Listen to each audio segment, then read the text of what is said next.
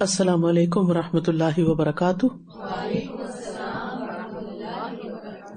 نحمده ونصلی علی رسولہ الکریم، اما بعد فاعوذ باللہ من الشیطان الرجیم، بسم اللہ الرحمن الرحیم، رب اشرح لی صدری ویسر لی امری واحلل عقدۃ من لسانی یفقهوا قولی۔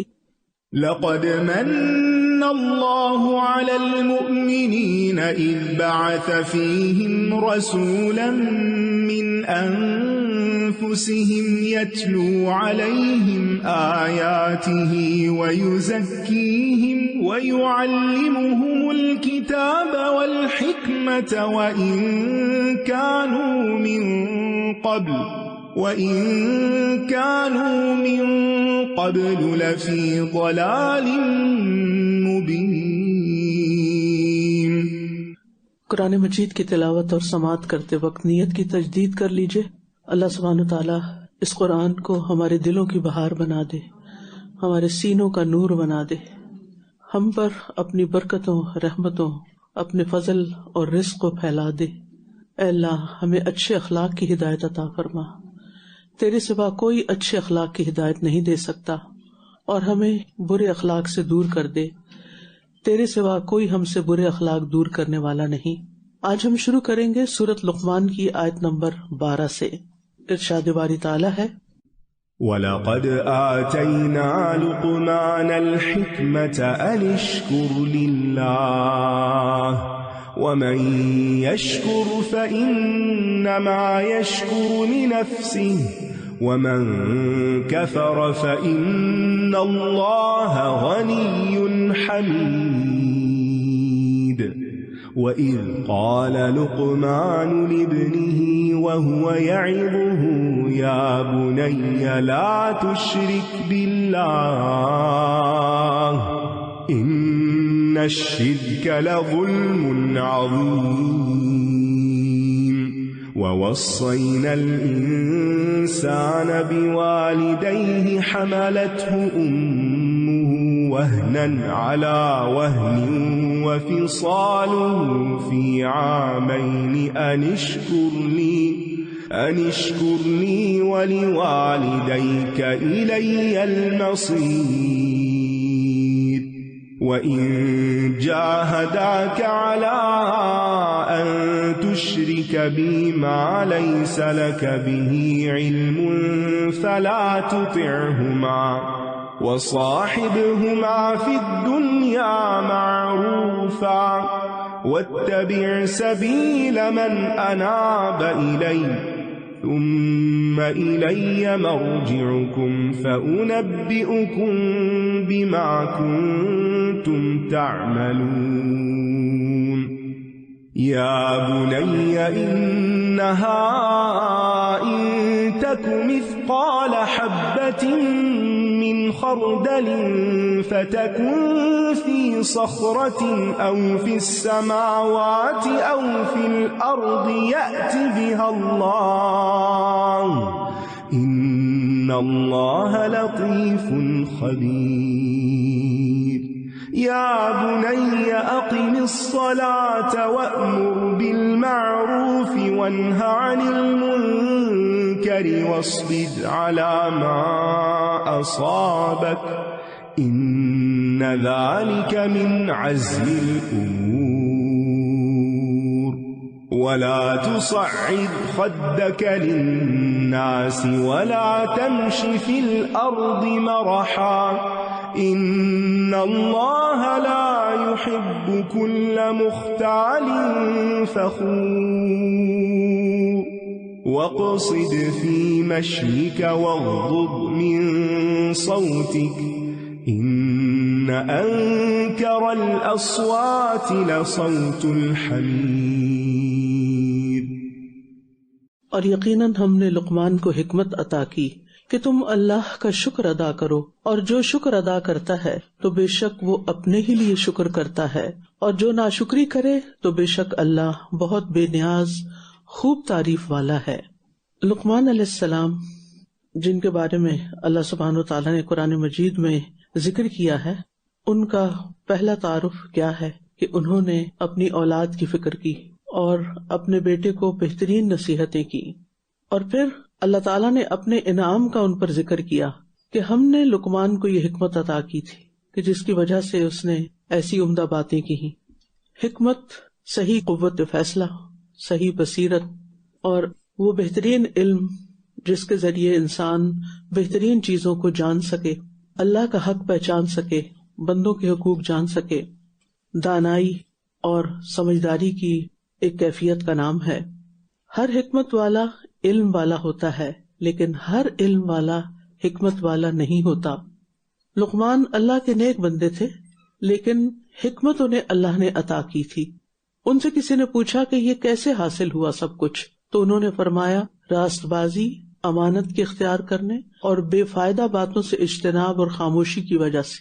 ان کی حکمت کی سب سے پہلی بات جو اللہ نے ہمیں بتائی ہے وہ کیا ہے کہ اللہ کی نعمتوں پر اللہ کا شکر ادا کیا جائے، کیونکہ شکر میں اللہ نے یہ تاثیر رکھی ہے کہ وہ مزید نعمتوں کو کھینچ لاتا ہے۔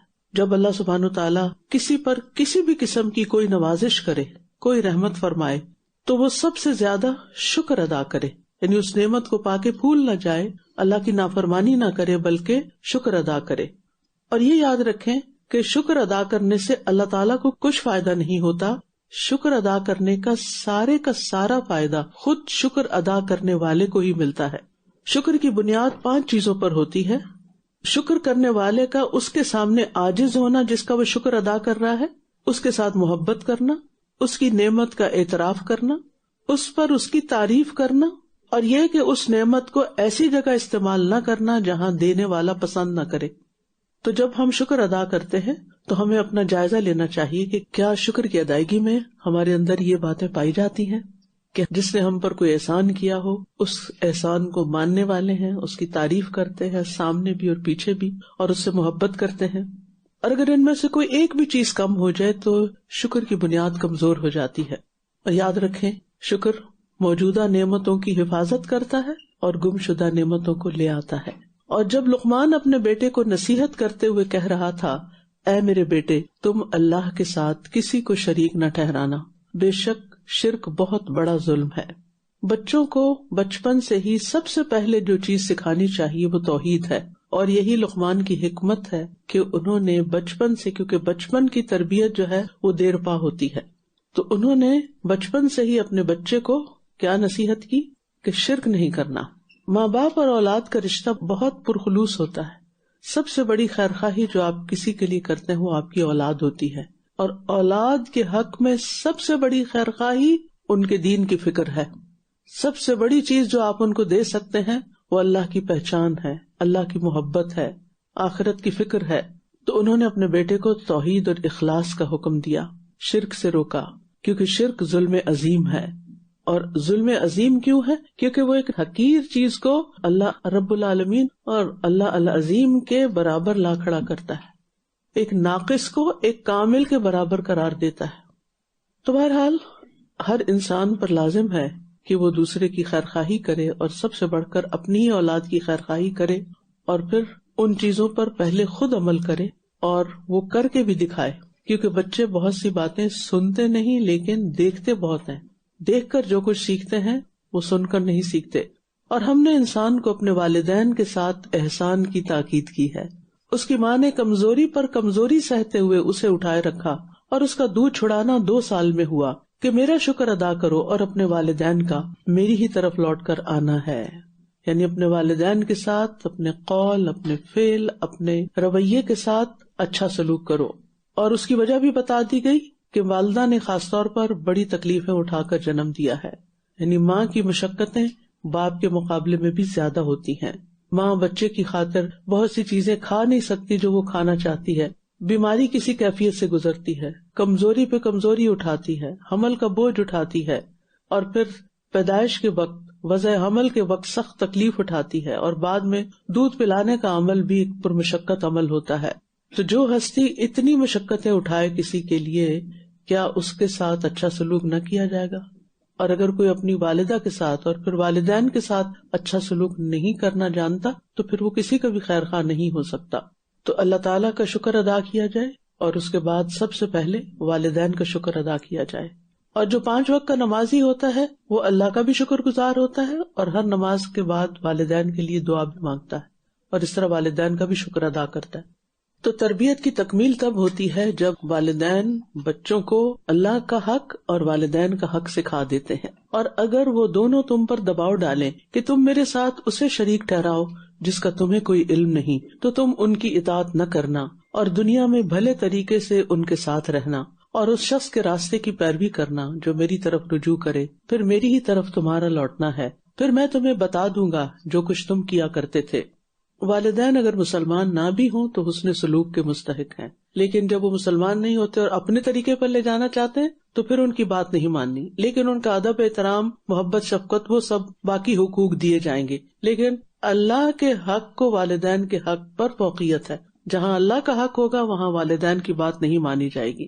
اور پھر یہ جو کہا نا ثم الیہ مرجعکم، میرے پاس واپس آنا ہے، یعنی اللہ کے حق میں اور والدین کے حق میں کوتاہی کر کے دنیا سے مت جانا. اے میرے بیٹے، بے شک اگر کوئی چیز رائی کے دانے کے وزن کے برابر بھی ہو اور وہ کسی چٹان میں ہو یا آسمانوں میں یا زمین میں تو اللہ اسے لے آئے گا. بے شک اللہ بہت باریک بین، خوب باخبر ہے.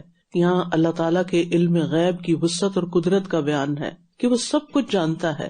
یعنی اگر کہیں دور پتھروں کے کسی چٹان کے اندر بھی کوئی چیز چھپی ہوئی ہے تو بھی اللہ کے علم میں ہے، اور دل کے اندر آنے والے خیالات وہ بھی اللہ کو پتہ ہے کہ تم کس نیت کے ساتھ کیا کام کر رہے ہو، والدین کی خدمت کس نیت کے ساتھ کر رہے ہو. انسان اس پلانٹ پر کسی بھی جگہ چھپ نہیں سکتا. ہم بعض اوقات کہتے ہیں چھپ کے کوئی غلط کام کر لیں تو بندوں سے چھپ جائیں گے لیکن اللہ سے نہیں چھپ سکتے. جتنے چاہیں دروازے بند کر لیں، جتنے چاہیں اندھیرا کر لیں، جہاں چاہیں گم ہو جائیں، لیکن اللہ کے سامنے ہیں آپ. اور یہاں پر جو تربیت کا نقطہ دراصل بتایا جا رہا ہے وہ یہ کہ یہی احساس بچے کے اندر پیدا کرنا ہے کہ تم میرے ڈر سے اچھے کام نہیں کرو گے یا برائی نہیں چھوڑو گے، بلکہ اللہ کی خاطر، کیونکہ میں ہر جگہ تمہیں نہیں دیکھ سکتی، اللہ تعالیٰ ہر جگہ دیکھتا ہے، لہٰذا کہیں بھی کوئی غلط کام نہیں کرنا. تو اب آپ دیکھیں اگر اس ڈھنگ پہ تربیت ہو تو بچے کتنے آنےسٹ ہوں گے، اور پھر آپ بے فکر ہو جائیں گے کہ میں نے اپنا فریضہ پورا کر دیا، اب اللہ کے حوالے ان کا اور اللہ کا معاملہ ہے. اور اگر ان کے دل میں تقویٰ ہے، اللہ کا ڈر ہے، تو بس پھر وہ اولاد آپ کے لیے آنکھوں کی ٹھنڈک ہے. اے میرے بیٹے نماز قائم کرو. اب آپ ترتیب دیکھتے جائیے تربیت کے لیے. اور نیکی کا حکم دو اور برائی سے روکو، اور جو مصیبت تمہیں پہنچے اس پر صبر کرو، بے شک یہ بڑی ہمت کے کاموں میں سے ہے. بدنی عبادات میں سب سے بڑی عبادت نماز ہے.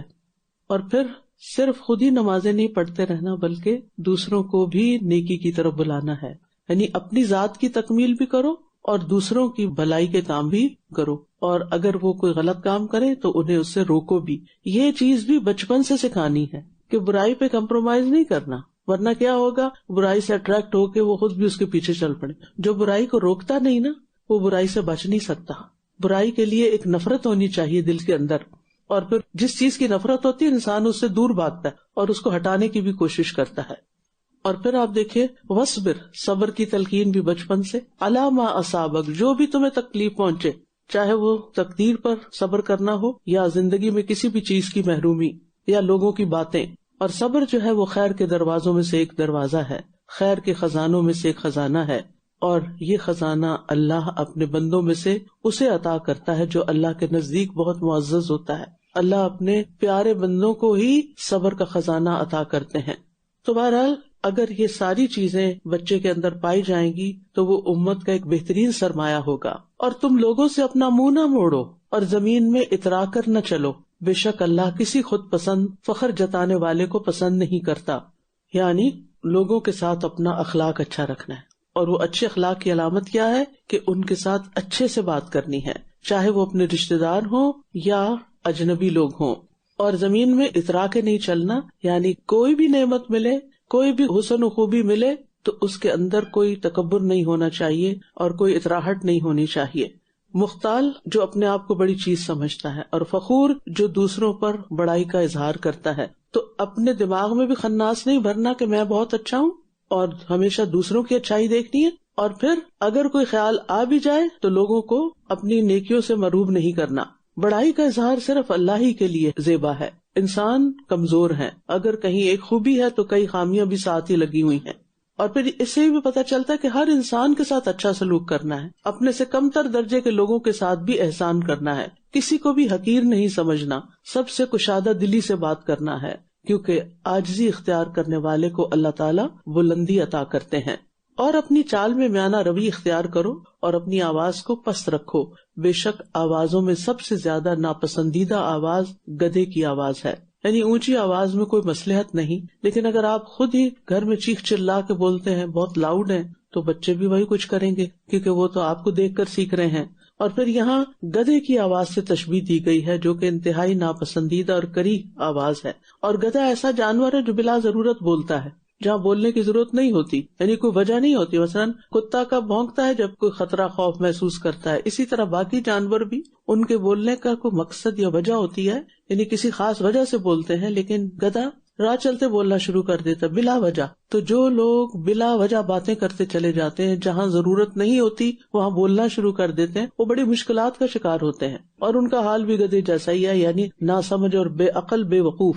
اور بلا ضرورت اونچی آواز سے بولنا انسان کے وقار کے خلاف ہے، اور چیخنا چلانا دوسروں کے لیے تکلیف دہ ہوتا ہے۔ بلند آواز صرف اس وقت نکالی جا سکتی ہے جب انسان زیادہ لوگوں سے بات کر رہا ہو۔ اگر کسی ایک شخص سے بات کر رہے ہیں تو پھر اپنی جو والیوم ہے اس کو لو ہی رکھیں کہ دوسرا سن سکے۔ اسی طرح اذان دیتے وقت آواز بلند کرنی پڑتی ہے، کیونکہ وہ سنانا مقصود ہے، وہاں مذموم نہیں ہے۔ اسی طرح استاد کو شاگردوں کے ساتھ بات کرتے ہوئے بعض اوقات آواز اونچی کرنی پڑتی ہے۔ تو آپ دیکھیے کہ قرآن نے کیسا اخلاق سکھایا کہ گفتگو میں آواز کی بھی حد بندی کر دی کہ والیوم کتنا رکھیں اپنا۔ اور پھر یہ کہ مومن صرف عام حالات میں نہیں، غصے کے موقع پر بھی اور ناراضگی کے موقع پر بھی غصے کی آگ کو نرمی سے بجھاتا ہے، اور خصوصاً بچوں کے ساتھ بات کرتے ہوئے، کیونکہ ان کا دل بہت چھوٹا ہوتا ہے، معصوم ہوتے ہیں، اور وہ ڈر جاتے ہیں، خوف زدہ ہو جاتے ہیں، کانفیڈنس لوز کر جاتے ہیں۔ لہٰذا ان کے ساتھ بات کرتے ہوئے اور بھی پیار سے بات کی جائے، اور ان کو اچھے نام دیے جائیں، اچھی کنیت سے بلایا جائے، اور اولاد کو یا بنیا کہہ کے پکارا جائے جیسے انہوں نے کہا۔ تو ہم سب کو ان قرآنی تعلیمات کی روشنی میں اپنے تربیت کے انداز کو درست کرنا ہے، اس کا جائزہ لینا ہے کہ کس چیز سے آغاز کرنا ہے۔ سب سے زیادہ امپورٹنٹ زندگی میں کیا ہونا چاہیے، کیونکہ اگر کسی بھی انسان کی زندگی میں اللہ سبحانہ وتعالی سب سے زیادہ اہم ہے تو سمجھے اس کے سارے معاملات درست ہیں۔ اگر کوئی آپ سے پوچھے نا کہ بیٹی کے لیے رشتے آ رہے ہیں، بتائیے انتخاب کا معیار کیا ہونا چاہیے، ٹھیک ہے آپ دیکھیں گے نماز روزہ کرتا ہے یا نہیں، لیکن اس سے بھی زیادہ اہم بات یہ کہ اس کی زندگی میں اللہ سبحانہ تعالیٰ کی اہمیت کتنی ہے۔ کیونکہ اگر اس کی زندگی میں اللہ سبحانہ تعالیٰ سے محبت ہے، اللہ کا ڈر ہے، تو آپ سمجھیں کہ باقی معاملات آہستہ آہستہ سب ٹھیک ہو جائیں گے۔ لیکن اگر کسی کا ایمان ہی نہیں ہے اور اللہ کی پرواہ ہی نہیں ہے اور وہ دین کا مذاق اڑاتا ہے، تو پھر خواہ وہ ملینئر ہی کیوں نہ ہو، وہ آپ کے کام کا نہیں ہے۔